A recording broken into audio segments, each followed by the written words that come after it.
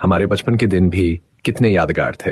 हाँ, उस वक्त भागूवाला से नजीबाबाद और नजीबाबाद से नांगल सोती गांव तक टेम्पो चला करते थे।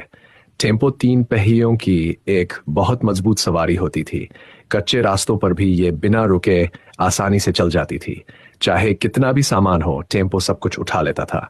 मुझे आज भी याद है, कारपुर गांव से नजीबाबाद तक मैं सिर्फ 1 रुपये के किराए में गया हूँ, और कानपुर से भागूवाला तक का सफर सिर्फ 25 पैसे में हो जाता था। टेम्पो में सफर करने का मजा ही कुछ और था। भागूवाला से नजीबाबाद तक का सफर टेम्पो लगभग 1 घंटे में पूरा करता था, और एक टेम्पो में 50 सवारियां तक बैठ जाती थी। वो भी क्या सवारी थी, मजबूत, सस्ती और यादों से भरी हुई, जो आज सिर्फ यादों में रह गई है। आज की वीडियो यहीं खत्म करते हैं, फिर मिलेंगे एक नई वीडियो में कोई नई बात लेकर।